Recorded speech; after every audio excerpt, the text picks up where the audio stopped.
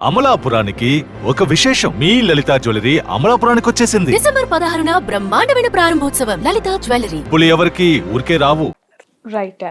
Coming to your profession, hospital గురించి మాట్లాడితే చాలా కార్పొరేట్ ఆసుపత్రుల యొక్క దందా తీవ్ర స్థాయిలో ఉందని విమర్శలు ఒకవైపు వస్తూ ఉంటాయి.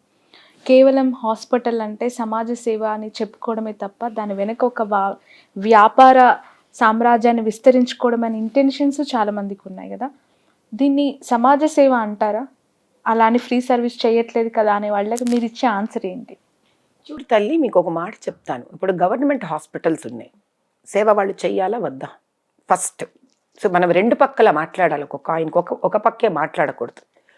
First of all, government hospitals are not reaching up to the mark of a common man and a poor man. So అక్కడ ముందు వాళ్ళే కనుక ఆ బాధ్యతను సక్రమంగా నిర్వర్తిస్తే అసలు మీకు ఇన్ని ప్రైవేట్ హాస్పిటల్ ఫస్ట్ పుట్టుకొని రావు, పుట్టగొడుగుల్లాగా. అది ఒక బాధ, సమాజం పడుతున్న పెద్ద బాధ, స్కూళ్ళు కానీ హాస్పిటళ్ళు కానీ. సరే, ఇంకొకటి ఏంటంటే కార్పొరేట్ హాస్పిటల్స్. ఇప్పుడు సంపాదించచ్చమ్మా, ఎవరైనా సంపాదించవచ్చు, కానీ ఎంతవరకు మానవత్వాన్ని కూడా దాటేసి చాలా మనసుకే ఇబ్బంది పడేంత నిజంగా సంపాదించడం ఎంతవరకు మనకు మనం ఇచ్చుకునే జవాబు అనేది ఆయా హాస్పిటల్ వాళ్ళు ప్రశ్నించుకోవాలి వాళ్ళని వాళ్ళు.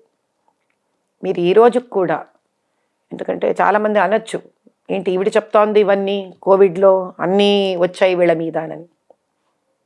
వేయడానికి ఏముంది తల్లి? ఎగ్జాక్ట్లీ, నేను వచ్చేస్తాను. నా స్ట్రైట్ క్వశ్చన్ అదే. కోవిడ్ టైంలో విరించి హాస్పిటల్స్ పైన వచ్చిన అలిగేషన్స్ కావచ్చు, వచ్చిన వైరల్ వీడియోస్ చాలా తీవ్ర స్థాయిలో ఆలోచింపజేశాయి. అఫ్కోర్స్ ఆ తర్వాత జరిగిన పరిణామాలు ట్రీట్మెంట్ వైజ్గా బాగా జరుగుతోంది, ఎలాంటి ఇష్యూస్ లేవు, హాస్పిటల్కి వెళ్ళిన వాళ్ళకి మంచి వైద్యం ఇస్తున్నారు అనేది పేరైతే ఉంది. బట్ ఈ కాన్ఫ్లిక్ట్ని ఎలా చూడాలంటారు? ఒకవైపు సమాజ సేవ అంటారు, మరోవైపు దోచుకుంటున్నారు కదా. ఇప్పుడు మీరే అన్నారా, హాస్పిటల్లో బాగా విరించి హాస్పిటల్లో బాగా చూస్తారనే పేరు కూడా ఉంది అని మీరే అంటున్నారా అనట్లేదా? అలా అన్నవాళ్ళు ఎవరైనా ముందుకొచ్చి వాయిస్ ఇచ్చారా అమ్మ వీళ్ళు బాగా పనిచేస్తున్నారని? ఇవ్వలేదు కదా. అదే సమాజం తల్లి, అదే సమాజం. సీతమ్మ వారికే తప్పలేదు తల్లి ఒక నింద తీసుకోవడము, అది సమాజం. సమాజానికి ఏం చేసినా కూడా అవి తీసుకొని వాళ్ళు వెళ్ళి శాంతంగా ఉండిపోతారు, కానీ నీలాప నిందలు వేసేవాళ్ళు మాత్రం ఎప్పుడు అలా రెడీగా ఉంటారు. వాళ్ళ పనే అది, వేయనివ్వండి. ఎందుకంటే మీకు ఫస్ట్ టైం ఎప్పుడైతే కోవిడ్ పర్మిషన్ తీసేశారో మీకు తెలియాల్సిన ఒక విషయం ఉంది. ఆగస్టు 3కి రావాల్సిన నోటీస్ అని స్టాంప్ పెట్టుకొని వాళ్ళు దానికి 2 రోజులు 48 అవర్స్ ముందు వాళ్ళు మాకు ఒక నోటీస్ పంపించాలి. ఏమని? యూ రిప్లై అవర్ నోటీస్ అని. అది వాళ్ళు ఆ డేట్ మీద పంపించకుండా 48 అవర్స్ తర్వాత you have to, if we are not sending a reply, అప్పుడు వాళ్ళు మా పర్మిషన్ తీసేయాలి. వాళ్ళు పేపర్ మీద డేట్లతో సహా గల్లంతు చేసేశారు, గవర్నమెంట్ నుంచి వచ్చినది. మేము ఎవరికి చెప్పలేదే, వీ హ్యావ్ ప్రూఫ్. నేను చెప్పదలుచుకోలేదు. ఎందుకలా? కంచే చేను మేస్తే ఏం చేస్తావు? ఏం చేస్తావు తల్లి? నువ్వు బయట నుంచి వచ్చే ఒక మృగం తింటుంటే కంచె నిన్ను కాపాడుతుంది. ఆ కంచె చేను మేస్తే ఏం చేయగలం? ఎవరికెళ్ళి చెప్పుకుంటావు బాధ? రెండోసారి సో అప్పుడున్న ప్రభుత్వం అబ్సల్యూట్లీ. రెండోసారి అమ్మాయి శశి అనే అమ్మాయికి షీ హ్యాడ్ సమ్ ఇష్యూ. అది నిజాలు ఏమీ వైనం తెలుసుకోకుండా మీరు ఉన్న పళాన కోవిడ్ పర్మిషన్ క్యాన్సిల్ చేశారు. ఎక్కడుంది తెలియదు. అంటే you don't here on the other side. ఏం జరిగిందో మీరు మనుషులను పంపించి వాకప్ చేసి హాస్పిటల్లో అప్పటికి సుమారు 150 పేషెంట్స్ ఉన్నారు. మాకు మెడిసిన్ ప్రొక్యూర్మెంట్ ఆపేశారు. చాలా కష్టపడ్డాం మేము. ఓకే, మాకు మిగతా చాలా సరఫరాని, మాకు ఏంటి మన ఆక్సిజన్ సప్లై స్ట్రగుల్ అయ్యాం మేము. అదా న్యాయం అంటే? అదా ధర్మం అంటే? This is how you treat? Because on a word of a lady, ఆవిడ స్థితి ఏంటి నేను ఆవిడ ఈ రోజు దాకా ఏ రోజు ఎక్కడ చర్చించలేదు. That's none of my business. She is citizen of this country. ఆవిడ ఏదన్నా మాట్లాడనివ్వండి. ప్రభుత్వంగా మీ బాధ్యత ఏంటి? మా పర్మిషన్ తీసేయడమా? నిజాలని మీరు ఒక ఆడిట్ వేసి కనుక్కోవడమా? సరే, ఆవిడ ఒక పక్కన ఏం చెప్పిందమ్మా టీవీ ఆవిడ సొంత దాంట్లో, వీళ్ళు మా దగ్గర డబ్బులు దోచుకోలేదు బాబు, అసలు మాకు అర్థం కాదంటే వీళ్ళు మా బ్రదర్ పోయిన తర్వాత మాకు అసలు ఇంకా ఉల్టా డబ్బులు ఇచ్చారు వీళ్ళు, నాకు ఇది అర్థం కావట్లేదు, ఇంత తక్కువ బిల్లు ఎందుకు అయ్యిందో అని ఆ అమ్మాయి ఒక రిలీజ్ చేసింది. మీకు తెలుసా? అంటే తర్వాత చేసింది, మొదటిసారి ఏదైనా ఉండని తల్లి రిలీజ్ చేసిందా లేదా? ఎగ్జాక్ట్లీ. నన్ను ఎందుకు టీవీ9 వీళ్ళు 20 లక్షలు తీసుకున్నారు, 20 లక్షలు తీసుకున్నారు, నన్ను ఎందుకు అయ్యా మీరు బద్నాం చేస్తారని రిలీజ్ చేసిందా లేదా? ఆ డేట్ చూడండి మీరు. దాని తర్వాత మళ్ళీ అన్ని టీవీలు, ఎన్టీవీ, సాక్షి, వీళ్ళందరూ టీవీలలో మీరు చూడండి 20 లక్షలు తీసుకున్నారు, 20 లక్షలు తీసుకున్నారు. ఎక్కడో ప్రాబ్లం జరిగితే కూడా విరించి హాస్పిటల్ వేసేవారు. ఏంటమ్మా ధర్మం ఏంటి? ఏంటా న్యాయం? దీనికి నేను పోరాడాలా బయటకు వచ్చి? ఇది పేషెంట్లను చూసుకోవడం మానేసి మీ ఇష్టం, వేసేసారు అందరూ కలిసి, అడిగేవాడు లేక. ఎందుకు? న్యాయాన్ని ఇవ్వాల్సిన ప్రభుత్వమే అన్యాయపరంగా వెళుతున్న దానికి నేనేం చేయగలను? ఆ రోజు ఇవన్నీ మానేసి కోట్ల చుట్టూ తిరగనా నేను? దేనికోసం చేసిందంటారు? ఏమో నాకేం తెలుసమ్మా, లోగుట్టు పెరుమాళ్ళ కెరుక. వాళ్ళ ఆలోచన మిగతా కార్పొరేట్ ఆసుపత్రులని కాపాడడం కోసమే విరించిపై ఇలాంటి స్టన్స్ జరిగాయి అనుకుంటున్నారా? తల్లి, నేను ఏమనుకున్నా, నేనేం అనుకోకపోయినా ఆ రోజు నేను విరించిని వీటిలన్నిటి నుంచి కాపాడుకోలేకపోయాను. ఎందుకు? మేము ఏ రాజకీయ పార్టీతోనూ కలిసి లేము, ఏ ప్రభుత్వం నుంచి ఏ విరాళాలు మేము తీసుకోలేదు, ఎవరితో మేము కుమ్మక్కులు కాలేదు, ఏమీ తెలియదు మాకు. We have an hospital, we been doing services.